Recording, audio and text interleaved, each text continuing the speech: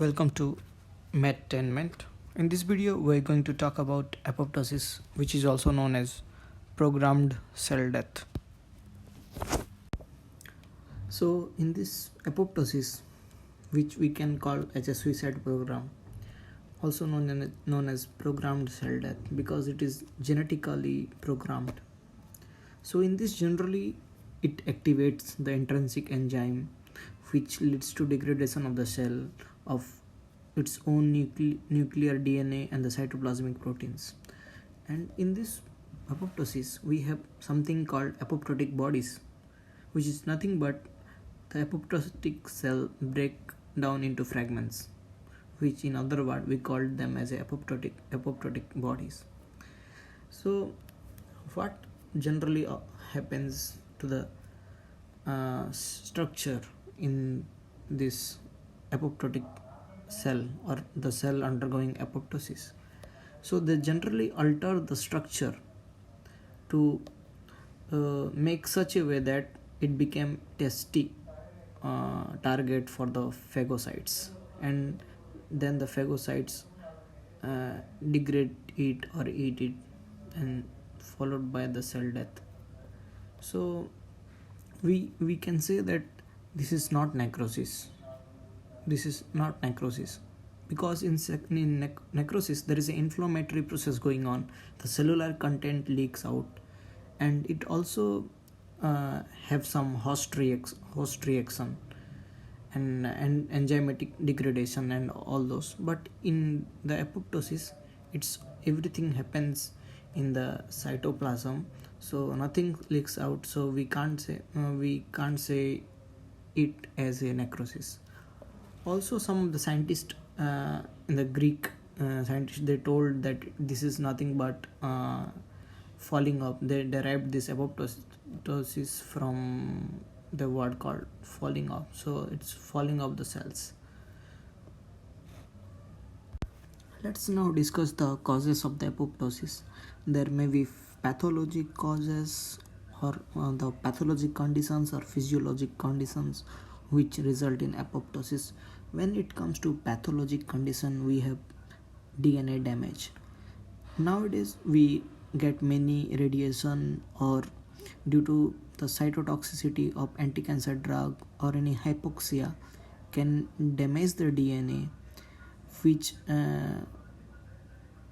in that case the cell cannot cope up with the injury, and it triggers the intrinsic mechanism to undergo apoptosis.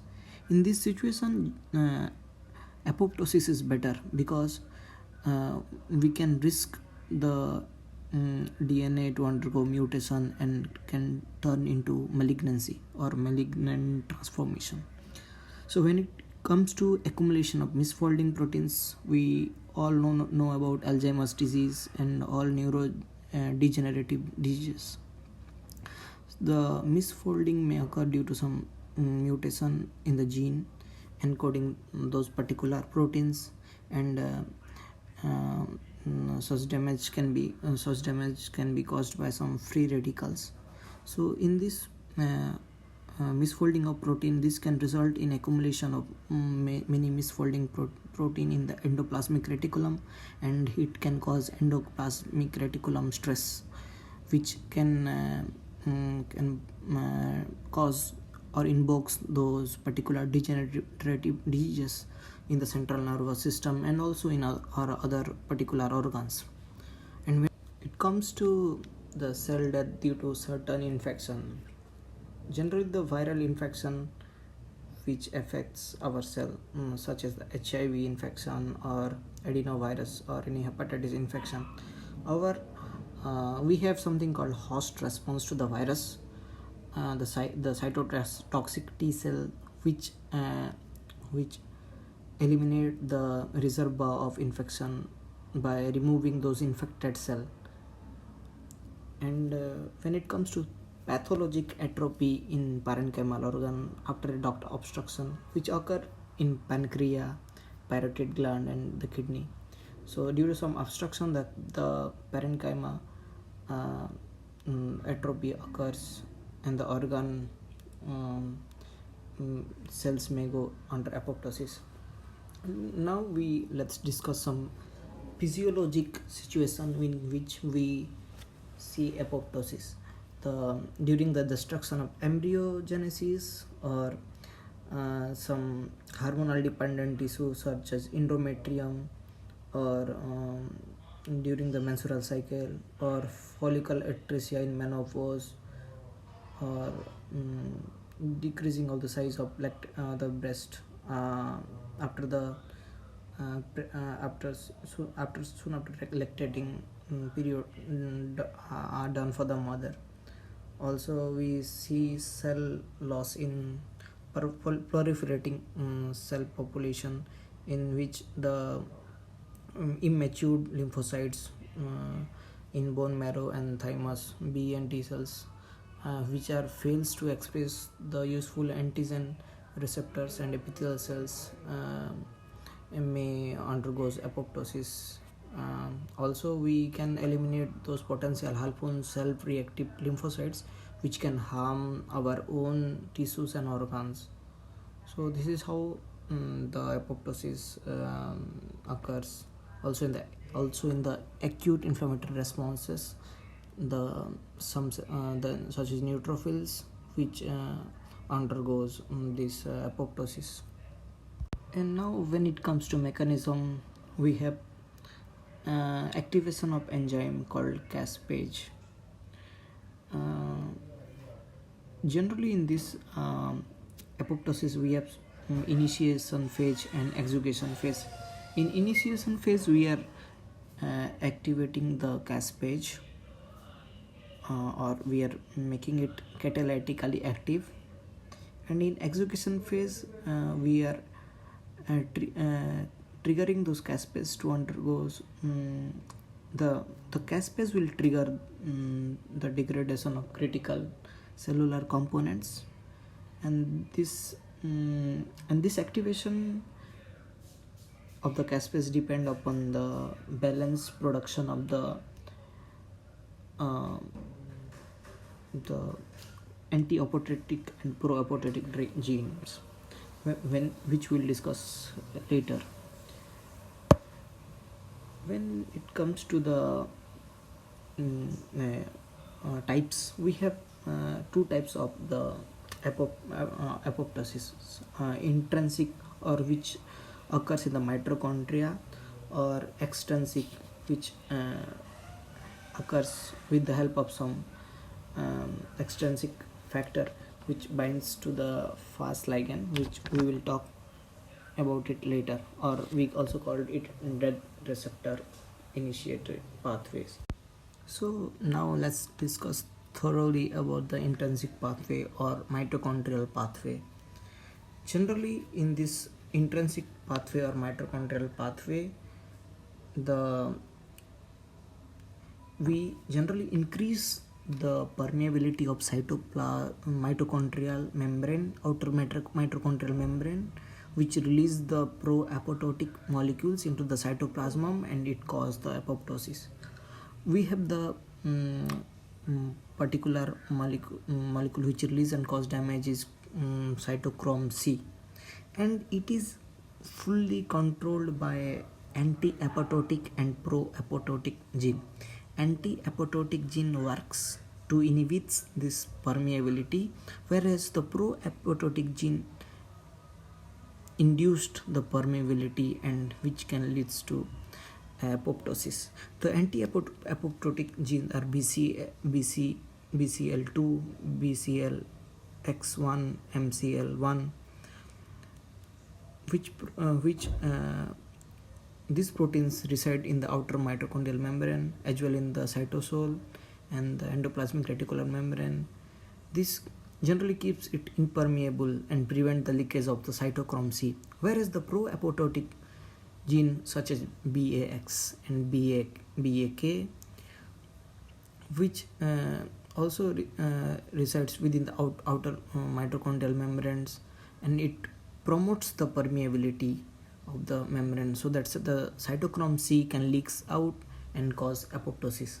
Also, we had something called sensor, BAD, BIM, BID, which also known as BH3 protein or domain, which sense the cellular stress or damage, so that it can regulates the balance between the pro-apoptotic and anti-apoptotic. If suppose the damage is more to the cell, then it will activate the pro-apoptotic gene to increase the permeability, so that there will be increase of permeability, so that the cytochrome will be released to the outside cytoplasm from the mitochondria, and it can cause the what we call the apoptosis.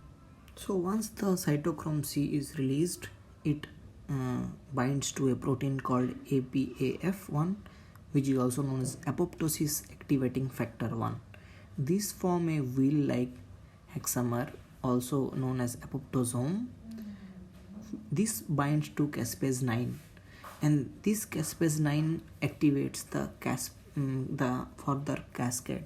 So in this intrinsic mitochondrial pathway, the caspase 9 is important form of caspase which get activated.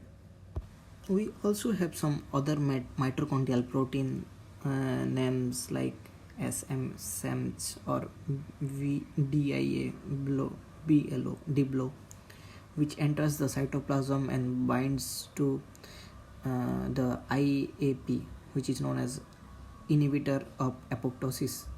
So by inhibiting this blocks the activation of actually this generally blocks the activation of caspase, and it execution the caspase 3 and keep the cell alive.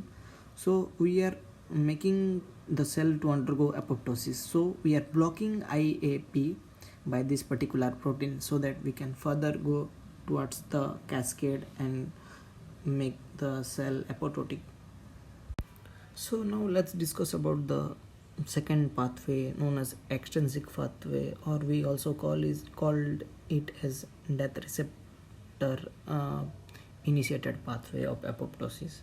In this generally we have some death receptor which for example like type 1 TNF, or also FAS, which express CD95. Generally the ligand of FAS is called as FAS ligand, which comes and bind to the FAS and cause the further cascade. But also we see some FAS ligand on T cells, which express on the T cell that recognizes the self antigen and eliminate those self-reactive lymphocytes, and also some cytotoxic T cell which kills the viral infected and tumor cells. So when the FAS ligand binds to FAS, it called FAS associated death domain that creates a domains. That domains activates the caspase 8. In human, the caspase is also known as 10, so 8 or 10. Further, now the next phase will be the execution phase. We discussed the initiation phase in both intrinsic and extrinsic type of pathway. Now we will go to the execution phase, which is same for both extrinsic intrinsic pathway. So when it comes to the execution phase, in this we have the initiator caspase 9 from the intrinsic or mitochondrial pathway, and the caspase 8 or 10 which we have from extrinsic or death receptor initiated pathway. So this initiator caspases comes and activate the execution caspase known as 3 and 6. So further this caspase once activated, they cleave an inhibitor of an cytoplasmic DNA, thus make the DNA enzymatically active. These enzymes induce cleavage of the DNA and also further degrade the cellular components of the nuclear matrix, then promote the fragmentation of the nuclei. Then this Then further, the removal of dead cell occurs, in which the apoptotic body or fragments turns into bite-sized, so that the phagocyte can easily eat it, or we make testy for that phagocyte, for that as a edible for the phagocytes, and the apoptosis occurs this way. Thank you for watching this video. For the reference, we are using the Robbins and Cotran book of pathology. Thank you.